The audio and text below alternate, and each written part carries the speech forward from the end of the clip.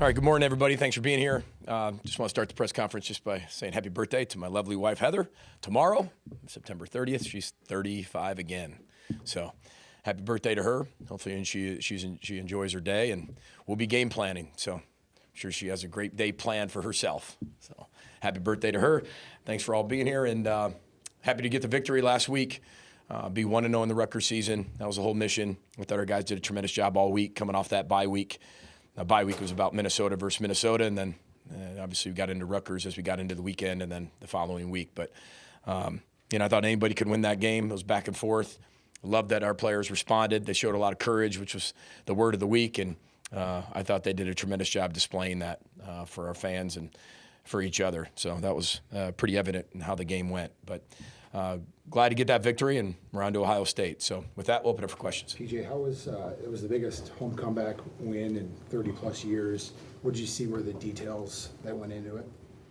Well, I think that, when we talk about this courage piece, we'll get to that and the details after that, but the courage piece is and thoughts and ideas and actions without knowing the outcome, right? And you're down 14-0. I thought our coaches did a really good job of shifting, and not just shifting completely and throwing out your old game plan, but your game plan, 60, 70 hours a week to come up with what you think is going to be the right formula to go win a football game. And then you're kind of looking at it and you're like, all right, this might have turned into something a little bit different. When I talk about being a balanced offense, balance isn't 50-50 run pass. You've heard me say that constantly. I don't believe in that. I believe in, can you do what it takes to win that football game, whether through the air or on the ground, special teams? Are you balanced enough to get the job done, even if what you do going into that game doesn't necessarily work as well? Can you shift? I thought our coaches did a tremendous job of that. I thought our players did a tremendous job of that.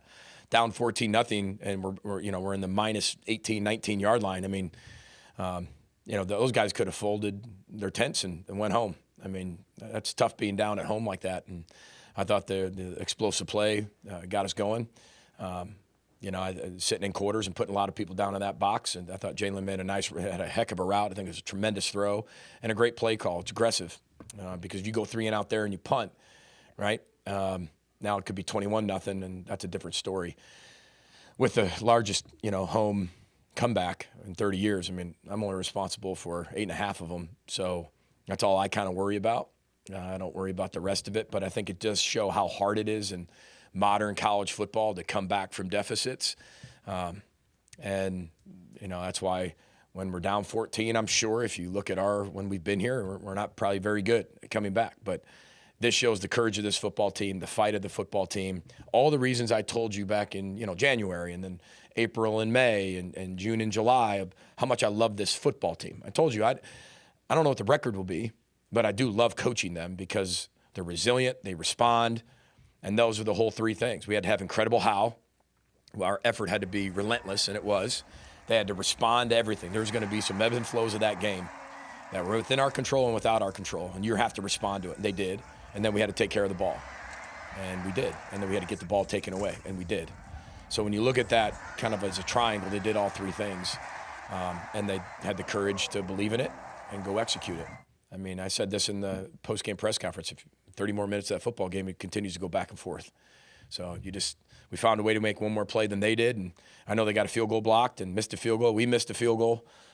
There's a lot of things that both teams look at the end and say, hey, listen, we could have played better. There were some things that we did that were sloppy.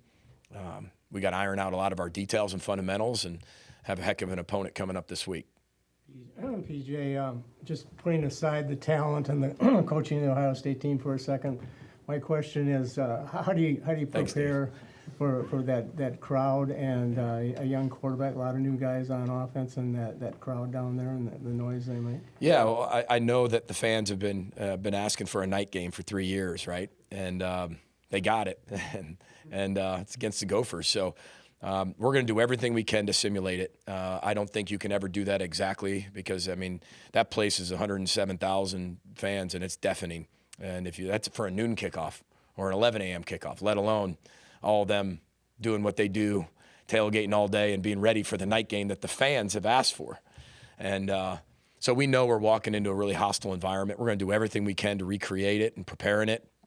But our players are just going to have incredible poise and execute in the small details and find a way just to continue to get better and go execute the game plan that's in front of us. But we know what kind of environment we're walking into and what type of team we're going to play. I mean, it's defending national champions, and you listen to Ryan's press conference, and I have a ton of respect for Coach Day. I mean, a ton. He's an incredible man, first of all, and then just a fabulous coach. But I know he has a lot of confidence in this football team that he's coaching, and I think statistically, when you look at them under Ryan Day, I mean, this statistically in the first 4 games could be his best team he's ever coached. And so this is a really good football team. So we're going to have to play our best football game of the year. We know that. But that's what's so fun about it, and what a great opportunity it is for us, and a great challenge at the same time for our football team. How many games can you remember in your tenure here where you've been on the road in the Big Ten and been able to actually audibilize as opposed to using hand signals? Well, that's going to be the challenge, right? I mean, we do a lot of things in our offense with double, triple call, a lot of different things, right? And so we're going to have to work really hard in how we're going to get that all communicated. We have a plan for it. We just have to execute it. The moment can't be bigger than the fundamentals and details of your execution. And so this is the pressure of the situation, and we're going to Ohio Stadium, which I have a ton of respect for what environment they create. Again, when you work there, you appreciate it even more. And they're very passionate about their football, and it's going to be a great challenge for us. But again, to our players, a great opportunity, and we'll be excited for it, and we'll be ready for it, and we're going to give everything we got. That's for sure. Ohio State just held Washington to 6 points. What makes that defense so good? Well, they're holding opponents to 5 points. So Washington did a good job scoring 1 more point than what they're averaging, so that's above average performance. They're really, really good at understanding how it all works. You can see how the front 7 understand how the back end works. The back end understands how the front 7 works. They work cohesively together.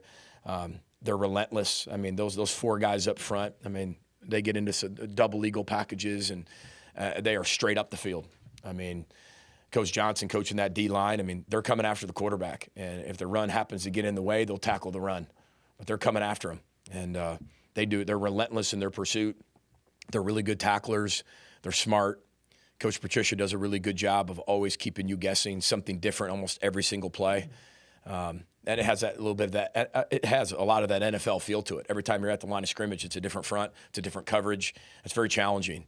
They don't allow you to ever get into a rhythm because you're getting something different constantly, and they're really good at it. A lot of people are afraid to do that because that's hard to be good at a lot of different things.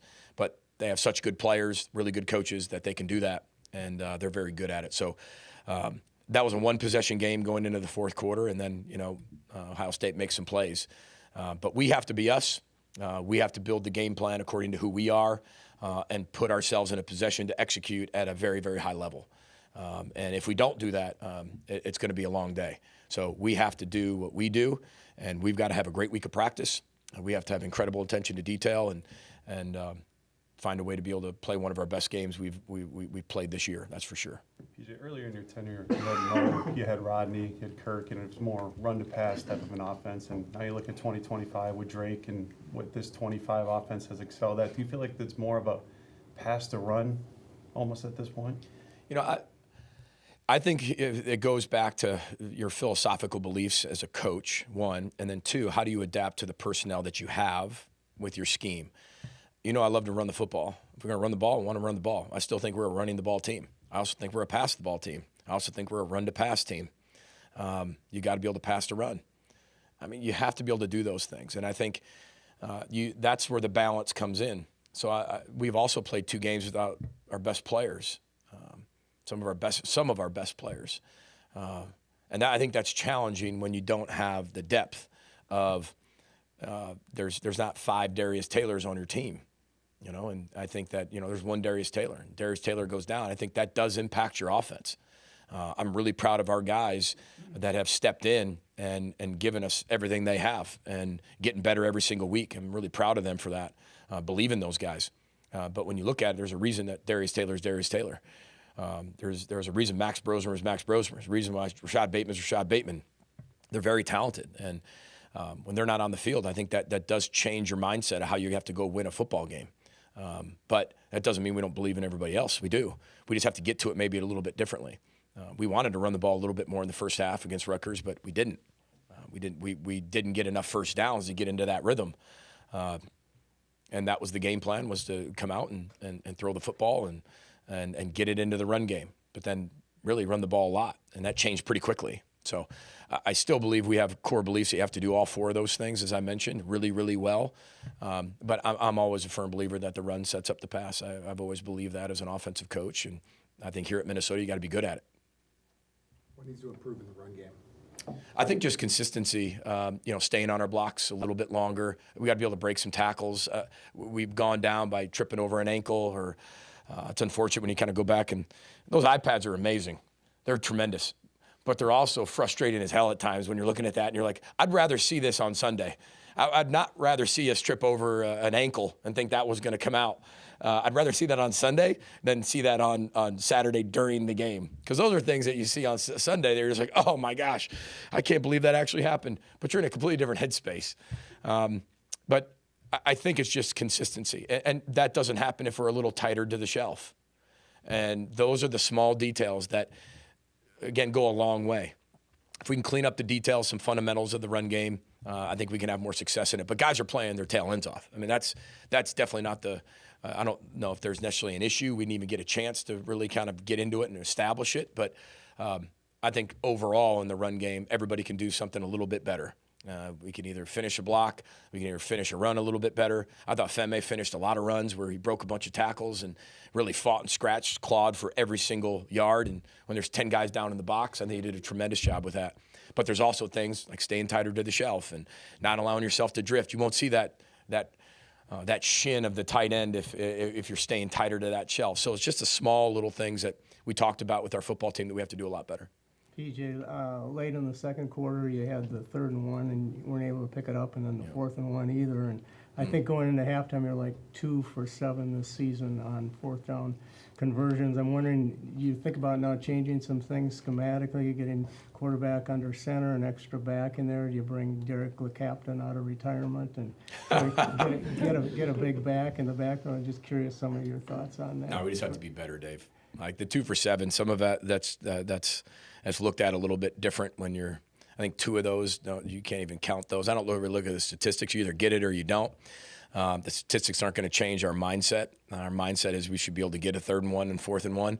It will change like what we do and how we do it, but the mindset of you got to be able to get 3rd and 1, 4th and 1 to win football games. And I'm not going to be discouraged by not getting some. We've gotten some as well, but I'm not going to be discouraged and change my thought process of going for it when it calls to go for it. We just have to execute it better. What challenges Jeremiah Smith pose to your team? I don't know if that's the question. He challenged. I think it's what doesn't he? Because he's fabulous. He's a phenomenal football player. He can stretch the field vertically. He can work in the screen game. He can work underneath. He's got incredible control of his body in the air, on the ground. He's lightning quick, ultra fast, plays big. 50-50 balls are really not 50-50 balls. They're like 90-10 balls. You could tell that, everybody believes in him, and they got a lot of him around their football team. And it's a tremendous supporting cast that allow him to be the best player he can be. But he does it all. He's got great center of gravity, good contact balance when he does have the ball in his hand. He's got great vision. He's as good as advertised, that's for sure. PJ, 4 games into the season, what's been the most impressive aspect of Drake's season? I think just the consistency of him every week growing and getting better. I think that there's, we talked about this word courage, and I said this earlier on one of my interviews. I said that it takes a lot of courage for coaches to play freshmen, but it takes a lot of courage from the player as a freshman to play and play at a high level. It takes a lot. And there's a relationship on both ends that you have to be able to trust somebody to do that, especially 8.5 years in your career, at one place. So, but I feel like, we have so much confidence in what he does. I mean, you saw what the confidence we had. The conversation on the headset was, we're going to put this thing in Five's hands. I mean, that's the best shot we have to win this football game, and I thought he came through. But he's used to that. I keep saying the greatest high school game I ever watched was Coy's and his. And you go back, and he put the team on his shoulders in the state championship game that I was at. He's used to that. He likes that. It doesn't mean every time he's going to win it, and every time it's going to be a win or a success, and he's not going to fail and grow, and he can learn. But he learns through the failing. He learns through the success. He's so fun to coach. He's so coachable. He's a really humble young man. He's got a great family. There's so many positive things to say about him that's why I told you I love coaching this team, and it starts with the quarterback. We know he's only going to continue to get better, but that doesn't mean he's always going to continue to have 100% success. But we know that, and that's the journey we've decided to go through with him. So we've got a lot of years, got a lot of time, but the time is now. And that's what I love about him. He doesn't feel like, oh, I've got all this time. Nope. Every day is like the Super Bowl to him. That's the way he practices. That's the way he watches film. That's the way he leads his football team. And I think the team really, really believes in him. And we have a lot of young players with that type of feel. I mean, you're starting to see what Jalen Smith, when I told you about Jalen Smith, I said how much we believe in him. You're starting to see that come out. There's just a lot of young players. And with young players come development. But this is a developmental program. That's what you keep seeing. How do you look at the defense's day where 11 tackles for loss, 7 sacks are really good, but nearly 30 points on the board with a couple of missed field goals on the flip side? Yeah, I mean, I thought they were relentless in their effort. I thought they never quit. They played the way that we want them to play for 60 minutes, but it wasn't perfect. And I'm not looking in the ideal and perfection world. I'm not. I'm looking in the realistic world. I don't think we tackled as well as we did in past weeks. Part of that's Rutgers is really good. Their backs are really good. Their O-line's really good. Their run game's really good. They put you in -1 numbers really quickly. But you have to be able to make some tackles in space, get people on the ground. There were more third down runs, as I mentioned in my post-game press conference, Dan. There were a lot of third down runs that and that's what Kirk does. He keeps you guessing. He's really good at that. And he has no problem running it on 3rd and 13 or 3rd and 16 or 3rd and 8 and picking it up. But you can sit there and 3rd and 12, and he can put it in. He has great calls on 3rd and long that still keep you unbalanced and still be able to pick up the first down in the pass game. So he does a really good job of constantly keeping you guessing. But I loved how our defense finished that game. That pass breakup that Kerry Brown has might be one of the plays of the game, the second to last play, before the ball even goes through the legs of Athan. So, I mean, that was a heck of a play and a huge play in the football game. And because that ball is thrown perfect, and KB makes an unbelievable play on it. And Coy is right there and almost picks the ball off. Coy travels, 2/3 of the field when the ball's in the air. So they were relentless in their effort and their pursuit. We'll clean up a lot of the things that I don't think we were really good at fundamentally in the tackling game, but we're playing one of the most efficient offenses in the entire country. I'm not talking about the most explosive offense in the country. They are, but efficient on 1st and 2nd down and 3rd down. One of the most efficient quarterbacks in the country.